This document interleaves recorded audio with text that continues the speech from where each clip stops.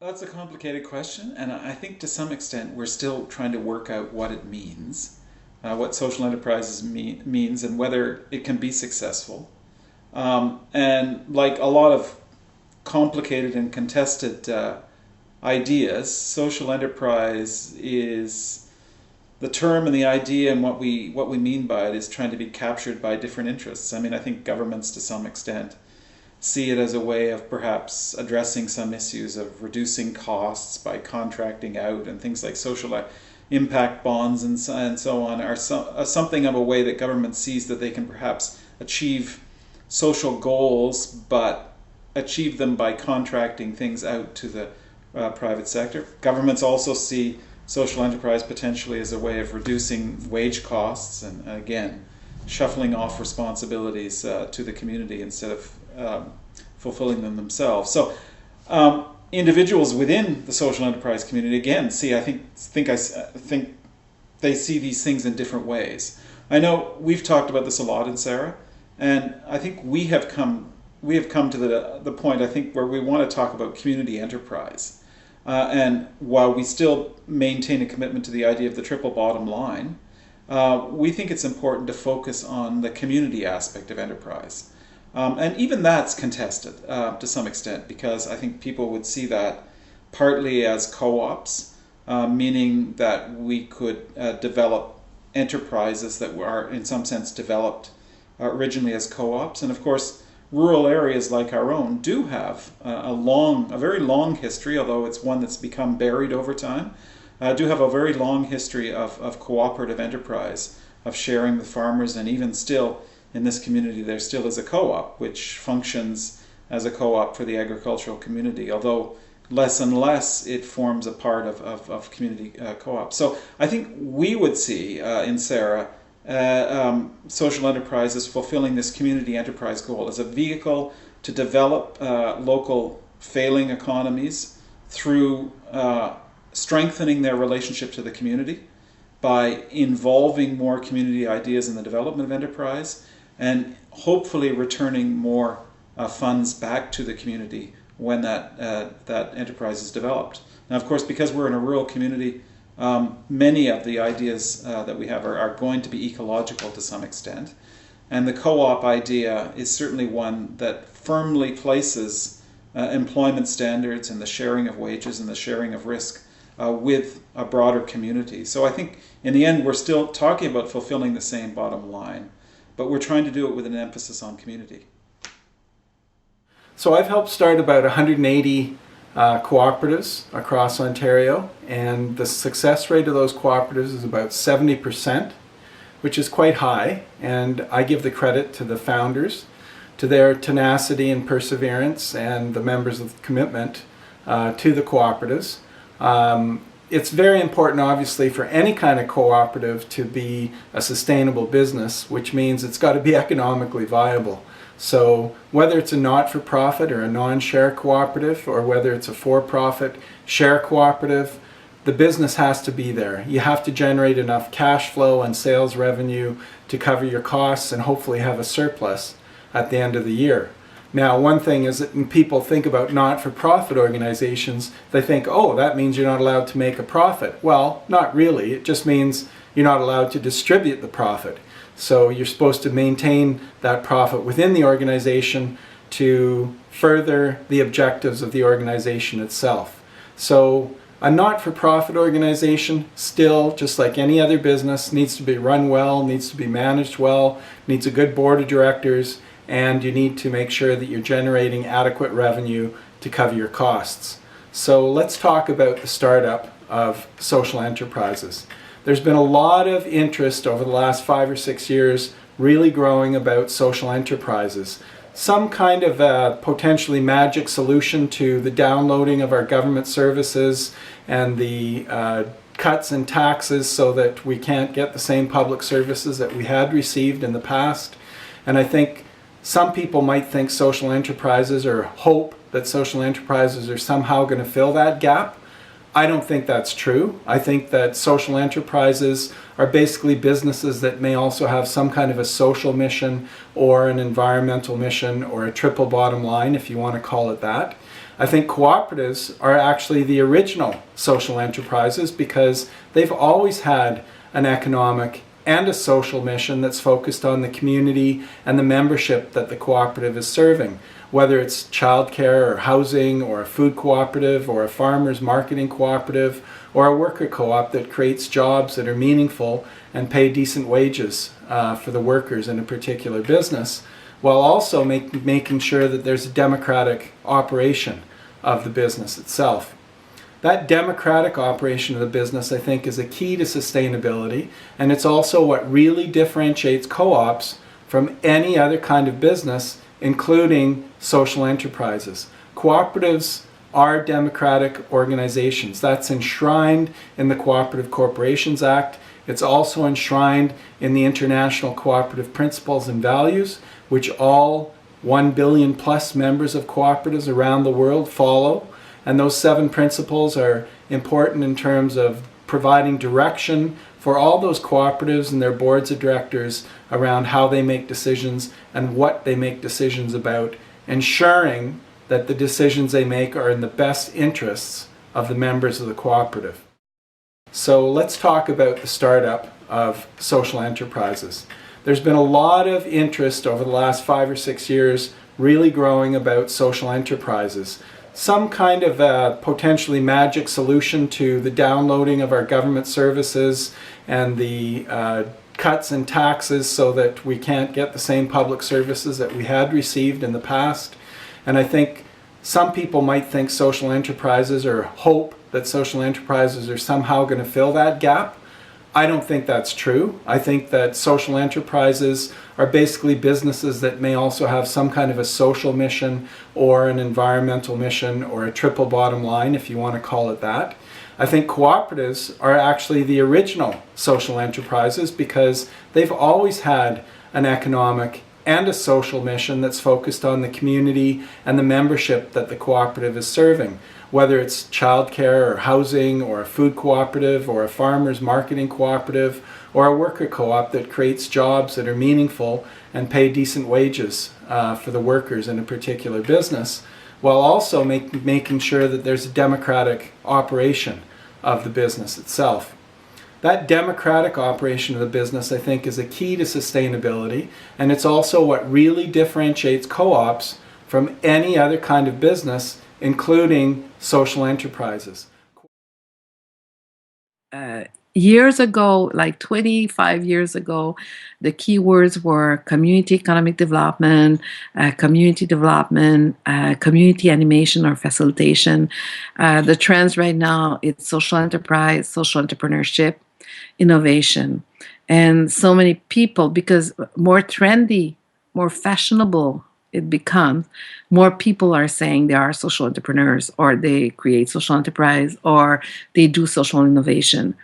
You know what? At the end of the day, because we decide in Ontario not to have that space to debate, and I know I don't know if you're typing right now or recording, but I'm very pissed off. We don't have the courage in Ontario to have that debate because in Quebec it took 10 years. It's long.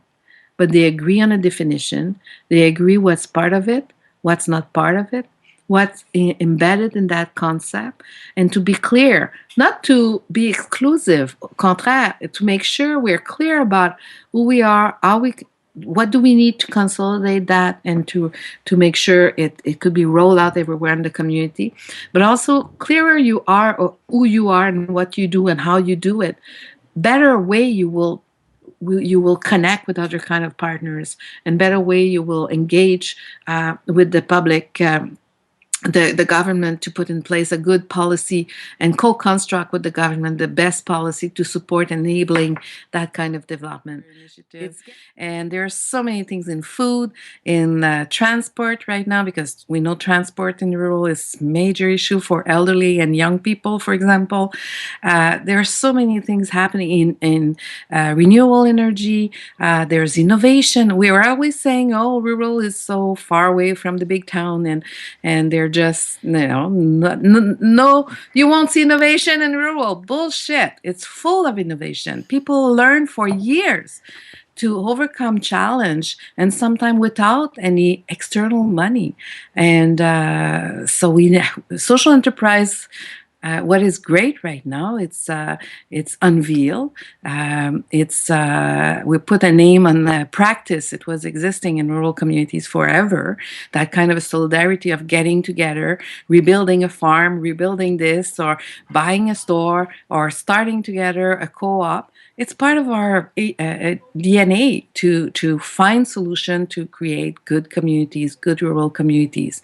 The thing is, it was not as no matter if it's everywhere, it was not as, we didn't have a common name to name that practice, and now we have one, and so suddenly we can associate a lot of practice, a lot of initiative, and a lot of project, and calling them social enterprise. And suddenly we just find out that we are thousands of people in rural context and urban context who believe in that kind of economy and who are making the change and make that economy not a marginal economy, but really an alternative to the more traditional economy, who left out so many people, who left out rural communities as well.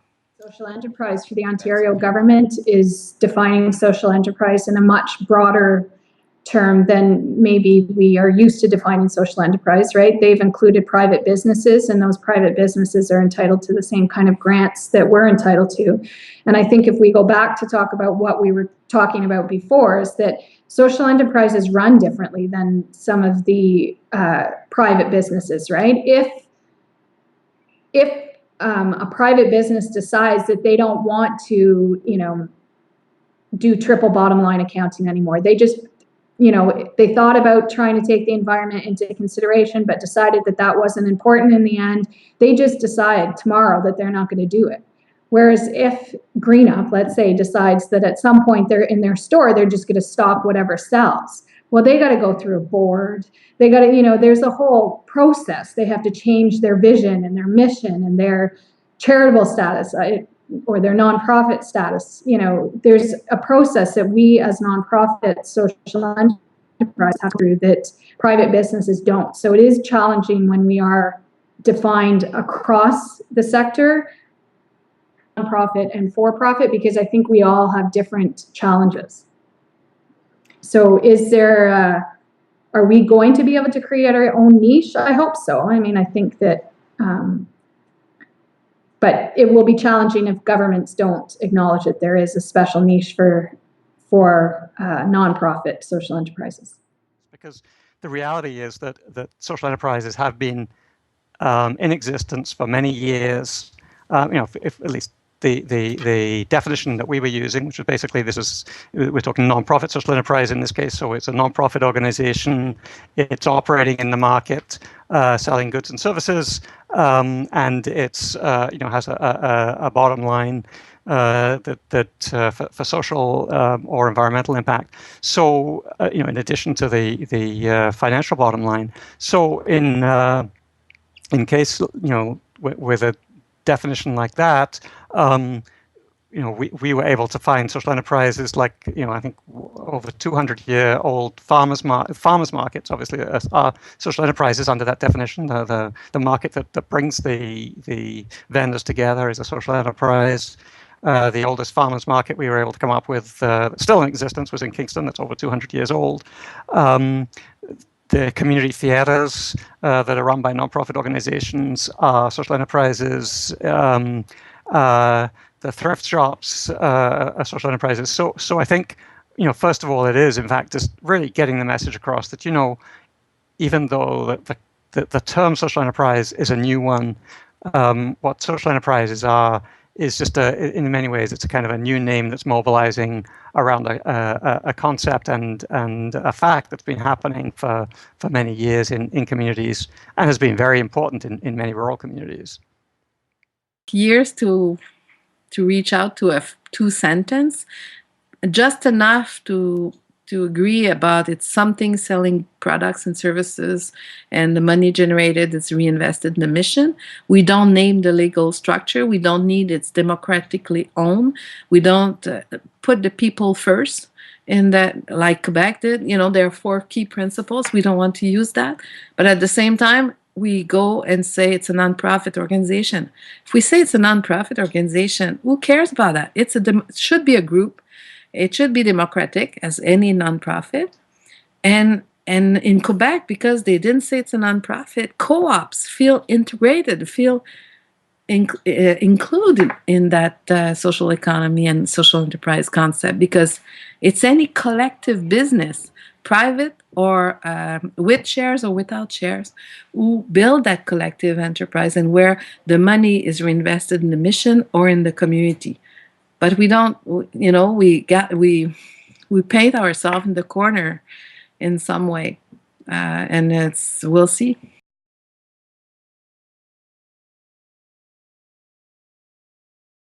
If I wanted to organize a meeting in any communities, I decide to move in Moonbeam or Kapuskasing or Alfred or Lefebvre, and I decide when I move in that community, I notice there are many challenges, but they're also great people. I can wave in the morning if I work somewhere and whatever.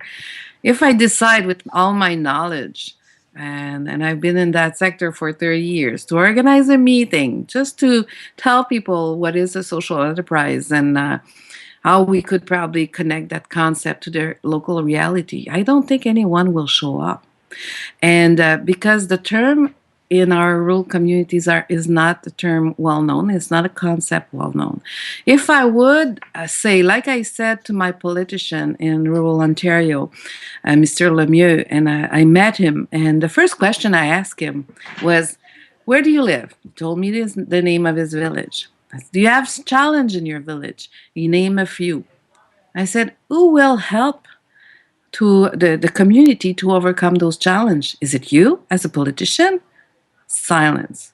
"Oh," I said, "yeah, we will do what we did 50 years ago. You will welcome a big business who will create jobs and create wealth." He didn't answer. He knew it's not the answer anymore. We learned we lost track, and you're right, we lost track of probably the collective spirit and the solidarity. It exists at the time of my grandparents or great-grandparents, but it's still in our DNA. That kind of, we live close by. If a shop closed, we all know about it. We know the people who work in that shop. We know what family is affected. So we are all interconnected. But yes, capitalism really changed our community, really changed the whole Canada, really put ourselves in an individualistic mode of thinking about ourselves, having 1 or 2 cars to get more debt and more debt and more debt. And we forgot, we are just facing so many personal problems in our own family context, many of us. Then where would you find the energy to get together and do something? But one of the challenges clearly is that each of the intermediary organizations that we're working with, as like Sarah and the others, are all working flat out in their own communities to be doing the work that you're doing, and to support the social enterprise development that you're doing in your own communities. So if we're wanting to be able to have you spend time doing that peer learning and peer sharing and taking advantage of that capacity building opportunity, we have to be able to find a way of being able to financially support you in doing that, to be able to say, okay, if we're expecting you to take time to do that capacity building, that peer sharing, we need to be able to recognize that it takes time and effort and energy, and we need to be able to find ways of funding that and supporting that. And that is a huge challenge,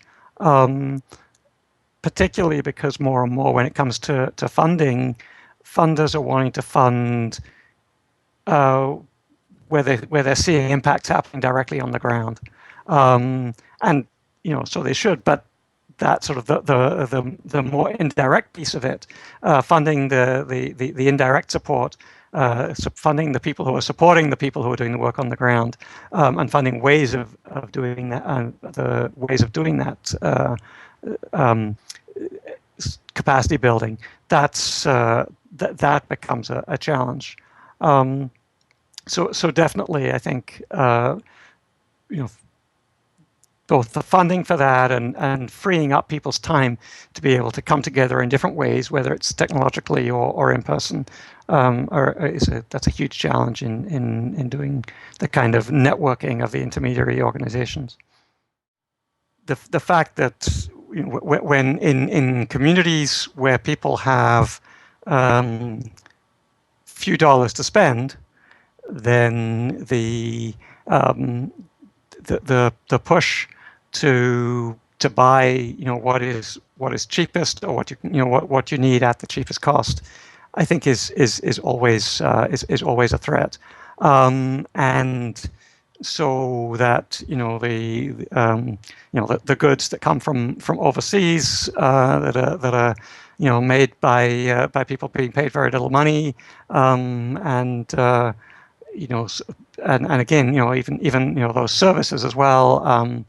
IT services now being provided from overseas. So I think they clearly the large larger corporations and the prices that they can offer clearly are a threat or a competition in some ways. But yeah, so I mean, I think there are some, we're learning some ways around that. But in a world where many people are having to stretch every dollar, I think that definitely can be a threat to social enterprise, and a threat to people saying, okay, I want to buy social, or I want to buy local. So I think that's definitely one. What I'm saying is that the barriers are significant, and it's not something that you want to take lightly. So it's something that we're looking at as opportunity comes. We're taking aim at these opportunities, considering them carefully, and making sure that we have the funding, because the real risk would be that we set up a social enterprise and we'd have to pull from the funds that I need to provide community meals, or teach people how to cook, or to garden, or to do our social justice programs. If the funds had to be siphoned off that to support a social enterprise, even in the startup phase, it wouldn't be something that would be really acceptable. So the question is, how do you get a social enterprise up and running within a charity that's already operating, without, I guess what the saying is, taking from Paul to give to Peter? So I'm always a little suspicious of green labels, especially when they come from larger companies who also produce a whole range of things that are not green in nature. I really think that the best kind of environmentalism comes from within the organization. It's not something that's kind of applied on the surface in order to sell more product, or just to differentiate one particular product line. I think that to be really sustainable in the long term, it has to come from like the big picture, the whole company wide. So that's why I'm much more supportive of some of the smaller enterprises. Actually, there's one in Sudbury that's making a really great line of green and sustainable cleaning projects, and they're still very small, but they really are doing everything they can to be green, from how they produce their product, to recycling, to reusable bottles. It's a whole philosophy. So it can sometimes be difficult for the consumer to know whether a product is really green like that, like the whole company philosophy, or whether it's just they stuck it in a green bottle and put a recycling symbol on it, and they're calling it green. So that's something that I think there's space for in the marketplace, is some kind of certified guarantee that things are green. The way certified organic is now becoming a commonplace. That you can see the word organic on lots of things, but that certified organic really actually means something. So some kind of a third-party verification for some of the green claims that are out there is something that I think would be really great to see coming in the future. And that's certainly something I hope to see happen.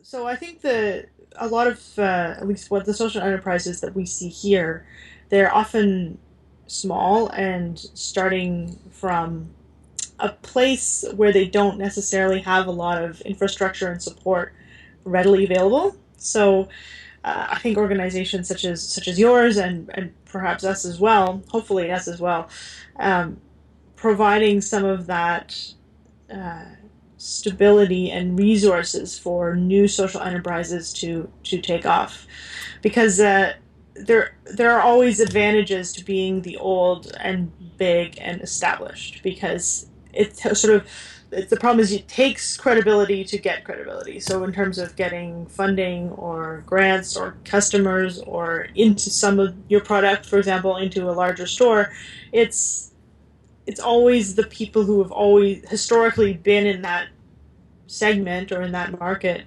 that have the advantage, because they have the recognition from the general public and from whoever's making decisions.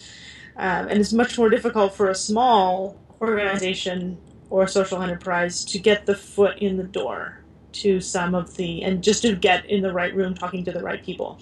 That is a real challenge for smaller organizations, just to get uh, associated with the right people to get it off the ground. Absolutely. Look at things like corporate support and writing grants, things like that.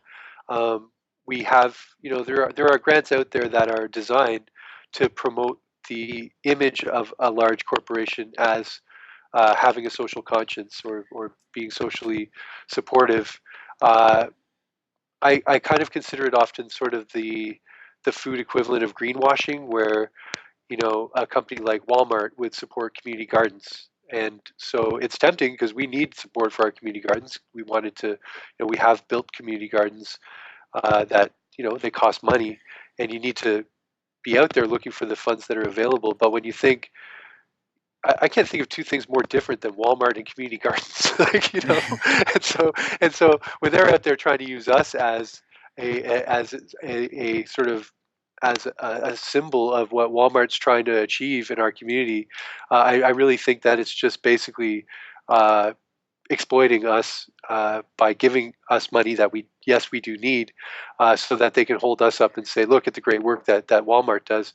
So when that grant came across my desk, we considered it carefully, and then we flagged it as a no-go, and that includes taking donations from Walmart for the storehouse. Which, I mean, it's a tough pill for some people to swallow. Like, some people say, well, you know what, give Walmart the chance to atone for the problem that they're creating. Like, this is how you can actually do something good with the millions and millions of Walmart's doing things that are not so good. But I think we've come to the realization quite a while ago that we can't be just for our own branding and our own messaging, we can't be selling out basically to these sort of potential quote unquote supporters. I think I'm not sure I'd put it as skepticism. I'd certainly put it as caution. I can respect the decisions that people make along that sort of spectrum, but it's being clear what the consequences are for it and going in with your eyes open. So for us, it's actually one, being very clear what you won't do and not moving from that. So for instance, we'll have discussions about should we work with supermarkets. And for some of those, we actually see them as being part of the cause of the problem, and therefore maybe we shouldn't do. If we're trying to say pubs, property developers may well have a challenging role there. So I think, again, all you can do as a group is being very clear what your values are and making sure you live by those and working through that. And for some, that will mean actually working very closely with the private sector. For others, it will be very much doing their own thing and getting on with it themselves. I don't think there's a right or wrong, just be very clear what you're trying to do and realise the consequences. Certainly, for us, it's been since our founding days very clear that what we're doing is taking an enterprise approach to addressing these problems. We're not ashamed of that. We're actually going to be working in mainstream markets, albeit often in areas that they've failed within it. But if you just simply want to take a voluntary approach to it, good luck to you. There's some amazing work out there. But for us, we're actually going to use enterprise to do that. We're actually going to use economic means to address those issues, as opposed to others that I can completely respect, but will take a political approach or another way of going about it. And so to us, it's actually therefore presenting ourselves as one, actually, we're here to address those issues, not just to run pretty businesses, but also not being ashamed to say we actually need to make profit on this one because that's how we're going to keep this going. That's how we're going to address the issues that are there. And I think we've kind of learned over the years that we used to be, very much simply selling the social benefits that we were bringing.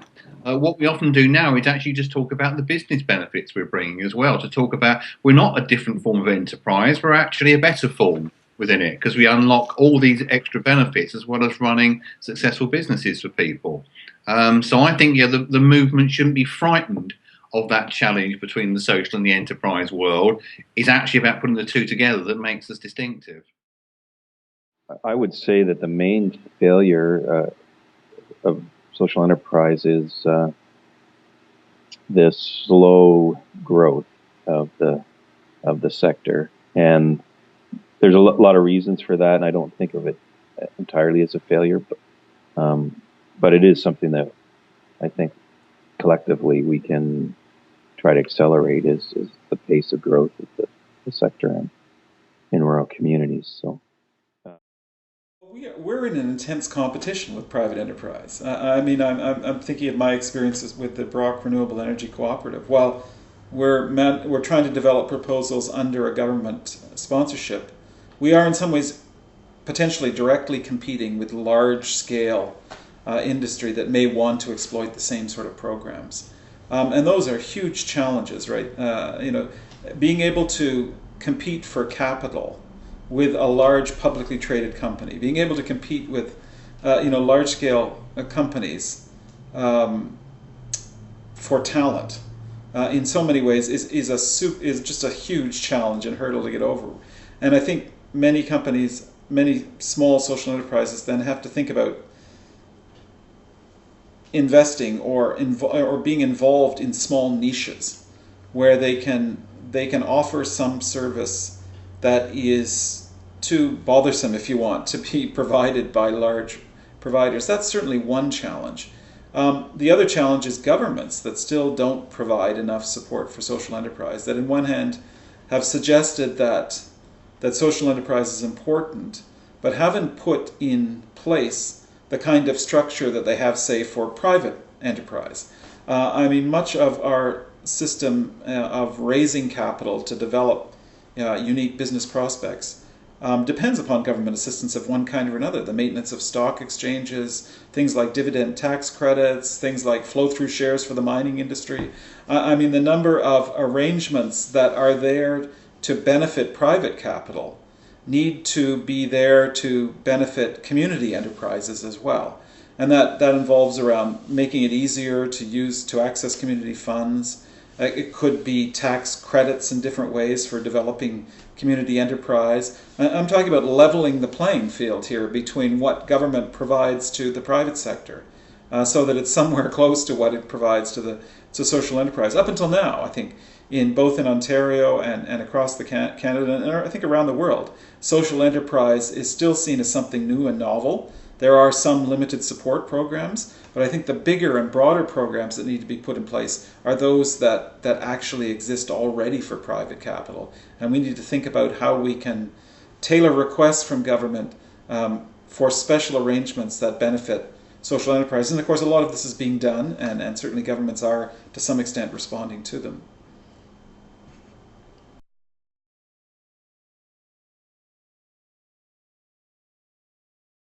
So, do social enterprise or social economy, because social enterprise is part of a kind of economy we call social economy, is changing the system?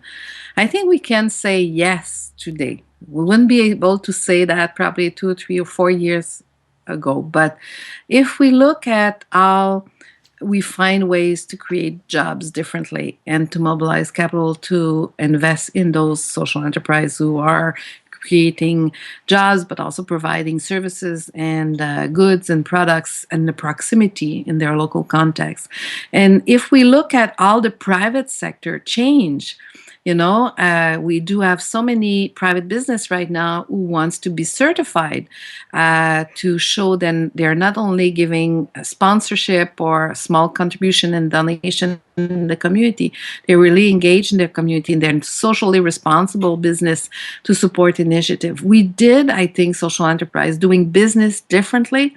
We did have impact not only from the private business who now wants to prove they're doing goods in the community and they're investing in different ways, but we did change also the public economy, the municipal, the provincial, and the federal level who decide who look at the impact of social enterprise and how, when they invest in social enterprise, they notice, and it's been documented by study. They've been looking at all the grants application and all investment proposal we sent out, and they collect all the data, and they have so many ways they document that. They prove every single money, $1, $2, $10, thousands of dollars invested in social enterprise, we scale up that money. We leverage that money to do a lot more than if it was only a grant and doing a project-based approach. We are developing social enterprise on a long-term basis. We are looking for sustainability, and all the money we mobilize, it's for long-term and having impact in our community.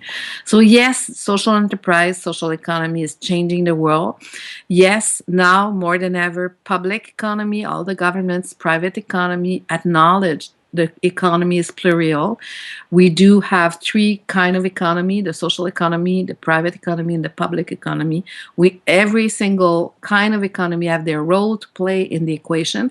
I would like to say one day then we lost or forget forever the capitalism approach, but it won't. I think that's a dream. It will never come true, or not for before I died in 400 years.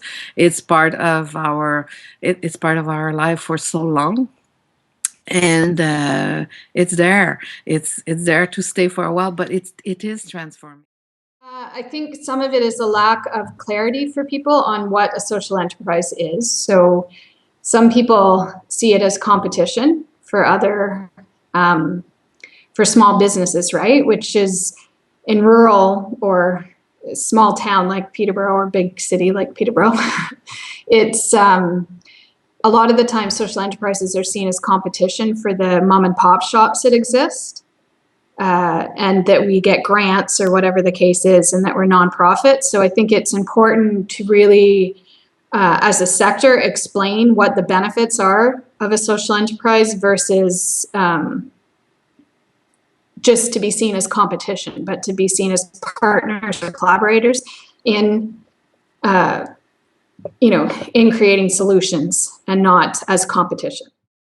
As long as consumers and governments are making their decision based simply on the cost of a product or service, then corporations that insist on paying minimum wage are going to continue to be a threat to social enterprise. And the shift really has to happen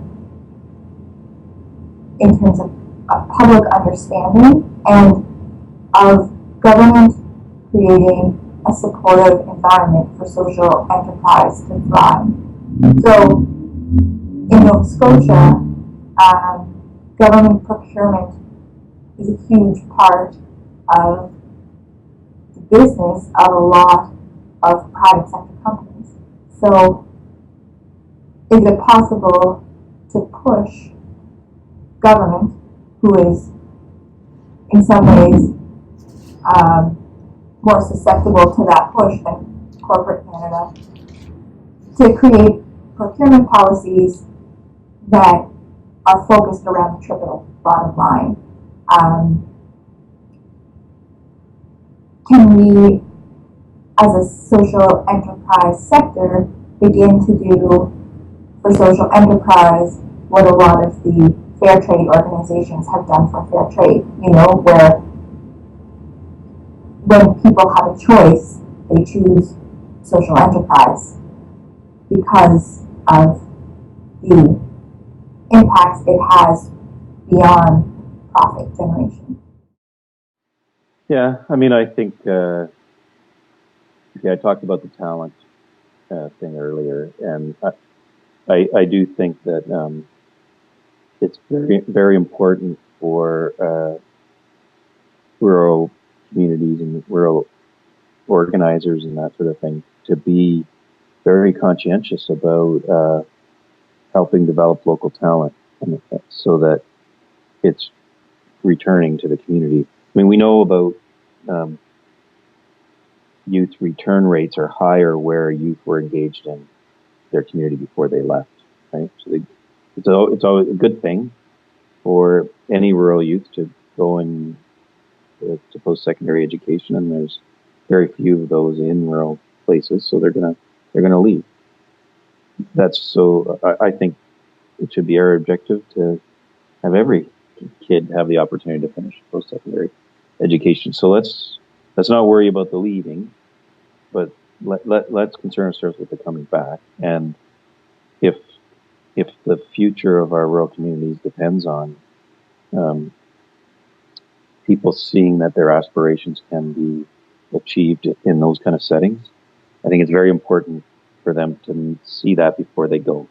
That, yes, I can make a difference in my community. I can aspire to the things that I want to do with my life here. So I would be encouraging anyone involved in civil society or public sector organizations or local economic development to be really paying attention to those youth development activities in sort of high school type ages, but could start earlier and real opportunities for growth. So some of the strengths of social enterprise is that triple bottom line. When as a society, I think that it's important that we look at all of the implications of everything we do. And traditional businesses, really, it's all about the economic impact of their business, and they have responsibility to shareholders and to their customers, and that is about where it ends. I think the future is going to really be about social enterprise, where we are looking at a much bigger picture than that, looking at the total impact on society and the environment of any organization. So not just looking at ourselves, but really looking at the broader picture. So I think that the future of social enterprise is going to be in that milieu, as it were. So from an environmental point of view, which is really where I'm coming from, it's often the case that the true environmental costs are not factored into a business decision. And I think more and more businesses are going to start to pay the price for not doing that. As more government regulation comes in, as resources become more scarce, as people just want to work for companies that have a ethical standards and interest in the environment, I think companies that are prepared to consider all of those things, such as social enterprises, are going to be more successful than the ones who are purely motivated by monetary profit. I think Peter Kenyon has a phrase that he's always repeating when he's doing his asset-based community development work, and that we'll use the assets we have or the resources we have to get what we want. Right? That's always the so helping clarify that vision. I think there are those leaders. We need those leaders in rural Ontario that can show the way. I think they exist, and I think we have lots of good examples. And I prefer to think of it as an asset-based approach than as a, what's the deficit? I don't really want to approach it that way. And certainly, I know, that there are many people who are very averse to the whole idea of social enterprise because they see it as a strategy that government is interested in and supporting only because they see it as a way, as you say, of cutting funding. And I do think that it's really important for networks like ZNet, intermediary organizations like CIRA, the broad networks like ONN, to be continually putting that message across to government that, yes, absolutely, we can be generating revenue, we can be generating some of our own revenue, but if we're going to do this effectively, This is not about getting you off the hook. That that the support for capacity building, the support for networking is critical to its success.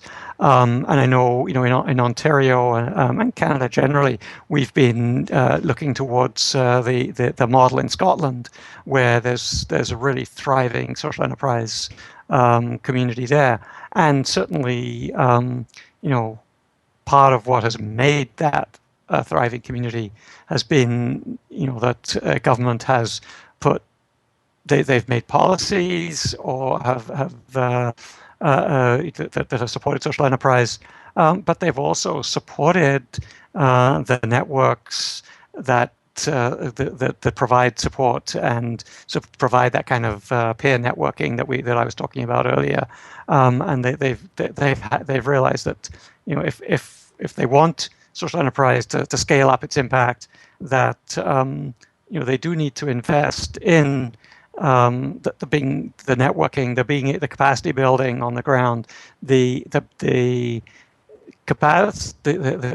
resources that are needed for social enterprises to actually be able to document what those social impacts and environmental impacts are. The whole move towards social return on investment. I mean, it's great to be able to document what those impacts are, but that kind of evaluation, whether it's social return on investment or the sustainable livelihoods model, all of that evaluation and being able to evaluate impacts, that takes a huge amount of human resources, and it needs to be funded. So absolutely. I think government is an important partner. Government policies can play an important role, as part of the process. But it's social enterprise is not a substitute for government funding, and that's an important message that we all need to get across. I think that the social enterprise movement should expect the social enterprises within it to get to the scale of the multinational companies, but through the spread of a whole bunch of small-scale enterprises, it can have a huge impact. So I would be cautious about setting a goal of changing the world through scale, right? It's multiplying the small scale. And I guess for me, I would bring that also back to, E.F. Schumacher, wrote a book called Small is Beautiful back in the 70s, I think it was, which really, was around resource scarcity, and the sort of Club of Rome type thinking that was going on at that time when the first oil price shocks kind of went through the energy system, and it was around the idea that if you wanted that sort of participative engagement and innovation, you needed to stay at a scale that allowed that to happen and was relevant locally. And I think those principles are likely to be the strength of the social enterprise sector rather than its Achilles heel, if you like. I just don't think that the agenda should be about scaling up too much. Having said that, I think that where we do need scale is in the regulatory policy environment.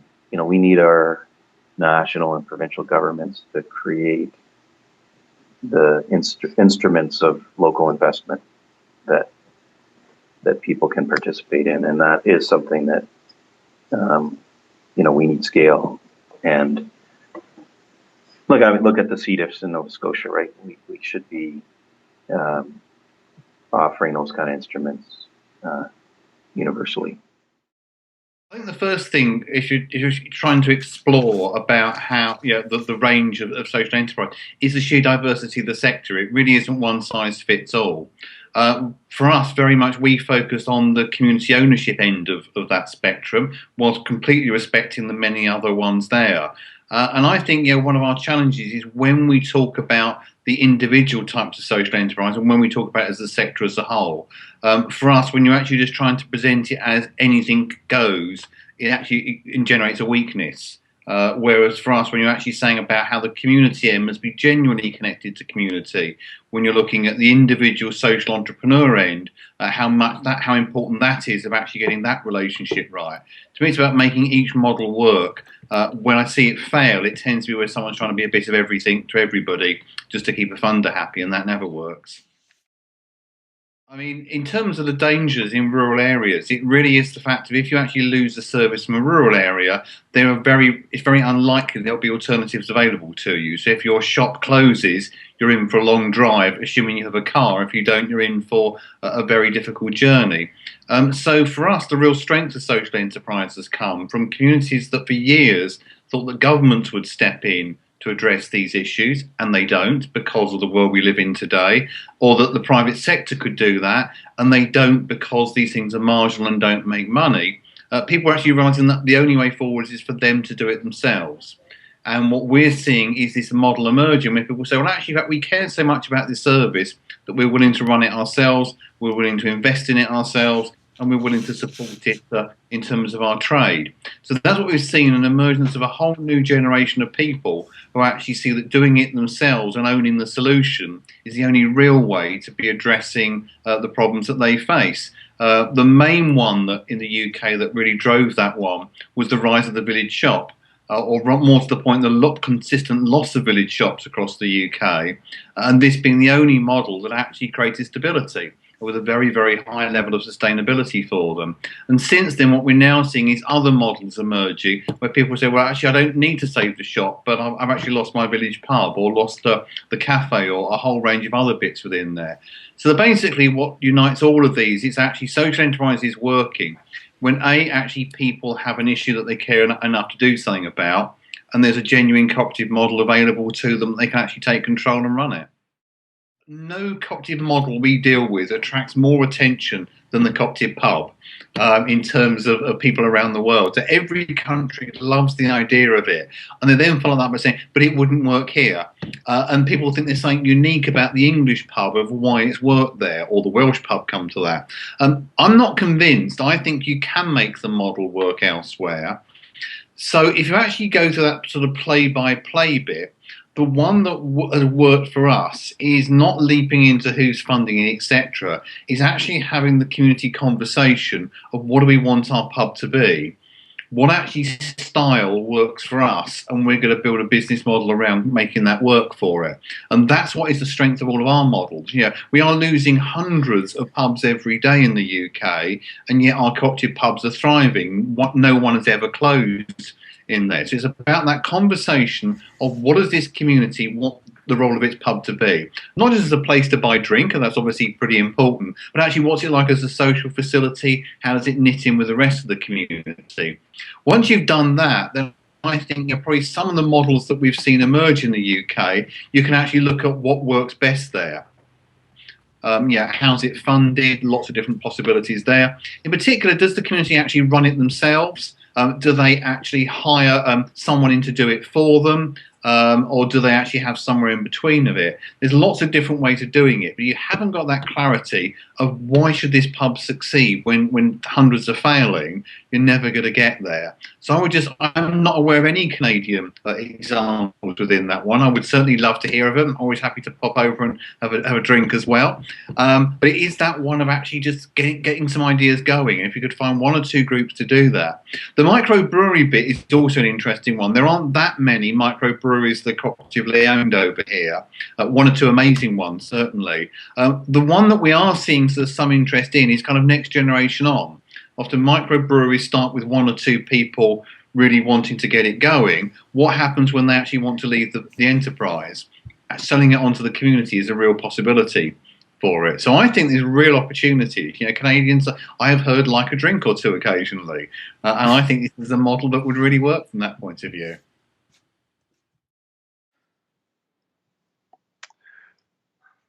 Right. So in terms of governments shifting gears a bit to just hand out, the full budgets for charities or for programs, and instead, expecting to have some expecting the recipient of the funds to actually do some work to take that investment and turn it into something that will generate even more funds through social enterprise.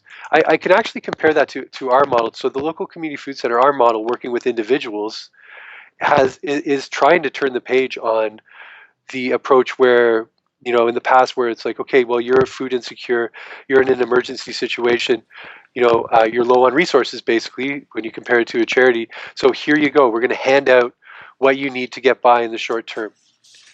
And we'll see you next month, because we know that what we just gave you isn't going to change your life. It's just going to let you get by for another month. And then next month you can come back and ask again. That's something that we're trying to work away from in terms of our model here. We want people to come and to do the work with us. We want to empower people to take more control over what they feed themselves and what they feed their families, to have more power over the choices that they have, to become creative around their lives and around their own sort of food reality. And I think that's kind of what the approach is when it comes to these funds that support social enterprise. They're saying you have the power within your organization to generate revenue. You might just need a little bit of support and help at the beginning to get you where you need to go.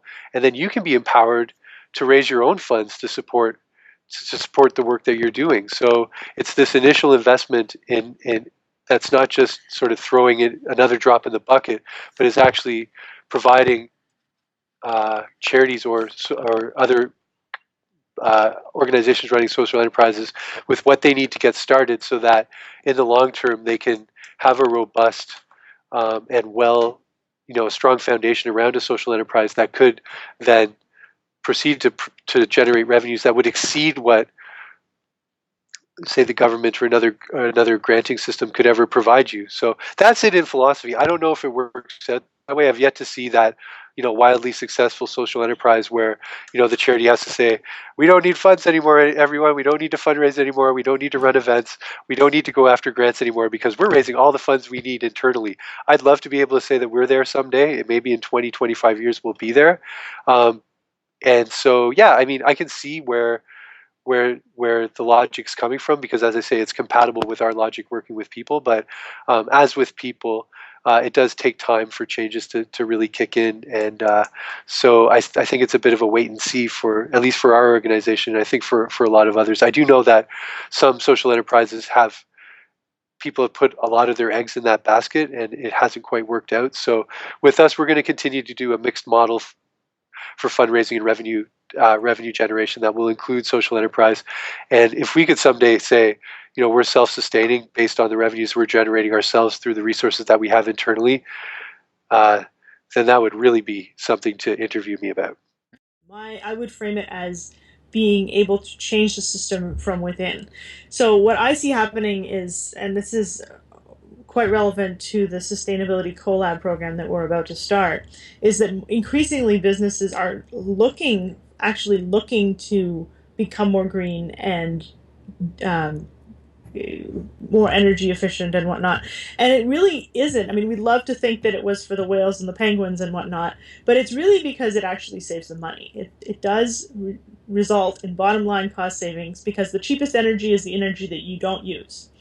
So these companies are actually kind of hungry for some of these changes sometimes, and that's where the knowledge and the resources of the social enterprise, of the green businesses, can come in and say, hey, look, these are things we've been doing for years, and we can share these with you, and then everybody can work together to create something that will eventually become more green. And it's interesting in the context of, in Ontario, they're seriously talking about some carbon pricing. So in the event of more government regulation, the government is going to be coming in to actually regulate some of these things. And companies that have thought ahead and have planned for this and are already ahead of the curve are going to have a huge advantage over those who've always just sort of pushed it to the side and not spent any time or money thinking about how they can be more green. because no one created in Ontario or elsewhere in Canada, including Quebec, something rural, something about the rural social enterprise in a rural context. There were projects like the Constellation and other initiatives. There are many, many initiatives through rural context in Ontario, Alberta, Manitoba, Saskatchewan, everywhere. But we don't succeed to connect with each other. And there's no one right now leading that. You create a little group of people and you create a space where you promote your views. And you propose, not you, but you, us, we propose a definition. It will be as powerful than any other definition out there. Any definition, because it's not grounded. The government of Ontario is testing the ground right now. He proposed one. It's during his social enterprise demonstration fund. It's all pilot stuff. If there's no one reacting to that definition or proposing something to bonify the definition, that will be stick there, and that will be the definition probably in the new act. And after that, changing a law, well, I don't know if you have time to lose, but I don't.